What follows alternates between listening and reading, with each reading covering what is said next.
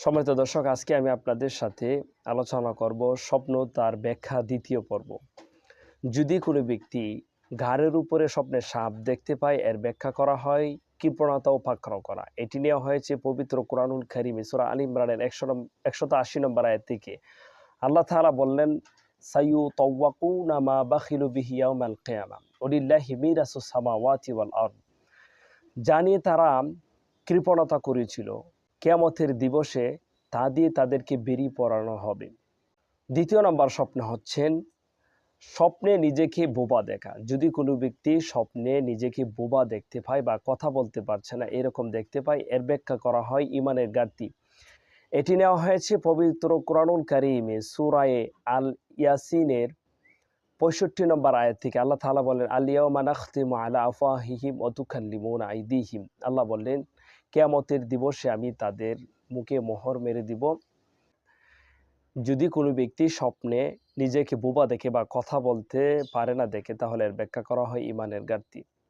3 নম্বর হচ্ছেন স্বপ্নে হাসতে দেখা। যদি কেউ স্বপ্নে হাসতে দেখে, তাহলে এর ব্যাখ্যা করা হয় দুঃখ ও সুখ। আবার কেউ কেউ এর ব্যাখ্যা করেছেন সন্তান লাভের সুসংবাদ। এটি নেওয়া হয়েছে পবিত্র কোরআনুল কারীমে সূরা আল হুদের 71 নম্বর আয়াত থেকে। আল্লাহ তাআলা বললেন, আমরাতুহু কাইমাতুন ফাদাহিকাত ফাবাশশারনাহা বিইসহাক ওয়া মিন ওয়ারাইহি ইসহাক ইয়াকুব। আর তার স্ত্রী দণ্ডায়মান ছিল, সে হেসে উঠল। তখন আমি তাকে ইব্রাহিমের স্ত্রীকে সুসংবাদ দিলাম, ইসহাকের এবং ইসহাকের পর ইয়াকুবের।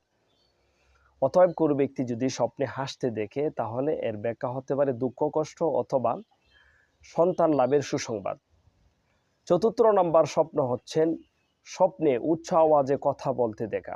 এটি একটি খারাপ লক্ষণ। এটা নেওয়া হয়েছে পবিত্র কোরআনুল কারীমে সূরা লুকমানের 31 নম্বর আয়াত থেকে। আল্লাহ তাআলা বললেন, অকসিদ ফি মাশিয়াকা ওয়াগদুদ মিন সাউতিক ইন্না আনকারাল আসওয়াতি লা সাউতুল হামিদ। এই আয়াতে বলা হয়েছে, চলার ক্ষেত্রে মধ্যম পন্থা অবলম্বন করো আর তোমাদের আওয়াজ নিচু করো, নিশ্চয়ই সবচাইতে নিকৃষ্ট আওয়াজ হলো গাধার আওয়াজ। 5 নম্বর স্বপ্ন হলো যদি কোনো ব্যক্তি স্বপ্নে রুটি দেখে। যদি কোনো ব্যক্তি স্বপ্নে দেখে যে কেউ তাকে রুটি দিচ্ছে বা সে রুটি খাচ্ছে, তাহলে এর ব্যাখ্যা করা হয় পেরেশানি দূর হয়ে যাওয়া এবং রিজিক লাভ করা। এটি নেওয়া হয়েছে পবিত্র কোরআনুল কারীমে সূরা আল ফাতিরের 34 নম্বর আয়াত থেকে। আল্লাহ বললেন, ওয়াকালুল হামদুলিল্লাহিল্লাযী আযহাবা আন্নাল হাযানা ইন্না রাব্বানা লাগফুর রহিম। আর তারা বলবেন, সমস্ত প্রশংসা আল্লাহ তাআলার জন্য, যিনি আমাদের দুঃখ কষ্ট দূর করে দিয়েছেন। নিশ্চয়ই আমাদের রব পরম ক্ষমাশীল, মহা অনুগ্রাহী। 6 নম্বর হচ্ছেন যদি কেউ স্বপ্নে দেখে শুকনা খেজুর কেটে বীজ বের করা হচ্ছেন, তাহলে এর ব্যাখ্যা করা হয় সন্তান লাভের সুসংবাদ। এটি নেওয়া হয়েছে পবিত্র কোরআনুল কারীম সূরা আনআমের 95 নম্বর আয়াতে। আল্লাহ বললেন, ইন্নাল্লাহা ফালিকুল হাব্বি ওয়ান নাওয়া ইখরিজুল হাইয়্যা মিনাল মাইয়্যিতি ওয়া মুখরিজুল মাইয়্যাতি মিনাল হাইয়্য যালিকুমুল্লাহু ফাআন্না ইউফাকুন। নিশ্চয়ই আল্লাহ বীজ ও আটি বিদর্ণকারী। তিনি মৃত্যু থেকে জীবিতকে বের করেন আর জীবিত থেকে মৃত্যুকে বের করেন। তিনি আল্লাহ। সুতরাং সৎ পথ থেকে তোমরা কোথায়? তোমাদেরকে ফিরিয়ে নেওয়া হচ্ছে। 7 নম্বর স্বপ্ন হচ্ছে যদি কেউ স্বপ্নে তাজা খেজুর দেখে। যদি কেউ স্বপ্নে ভেজা ও তাজা খেজুর দেখেন, তাহলে এর ব্যাখ্যা করা হয় পেরেশানি দূর হয়ে যাওয়া। এটি নেওয়া হয়েছে পবিত্র কোরআনুল কারীম সূরা আল মারিয়ামের 19 নম্বর আয়াত থেকে। আল্লাহ তাআলা বললেন, ওয়াহুজ্জি ইলাইকি বিখিদিইন নাখলাতি তুসাকিত আলাইকি রুতামান জানিয়া। আর তুমি খেজুরের কাণ্ড ধরে তোমার দিকে নাড়া দাও, তাহলে তো তা তোমার উপরে তাজা পাকা খেজুর ফেলবে। যদি কেউ দেখে স্বপ্নে সে কাউকে সালাম দিচ্ছে, তাহলে এর ব্যাখ্যা করা হয় সুন্নতের উপরে আমল করা।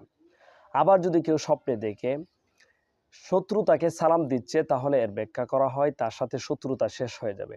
আবার যদি কেউ দেখে সম্মানিত ব্যক্তি তাকে সালাম দিচ্ছে, তাহলে এর ব্যাখ্যা করা হয় মনের বাসনা পূর্ণ হবে, রিজিক লাভ হবে এবং আযাব থেকে রেহাই পাবে। এটি নেওয়া হয়েছে পবিত্র কোরআনুল কারীমে সূরা ইয়াসিনের 58 নম্বর আয়াত থেকে। আল্লাহ বললেন, লাহুম ফিহা ফাকিহাতু ওয়া লাহুম মা ইয়াদউন সালামুন কাওলাম মির রাব্বির রহিম।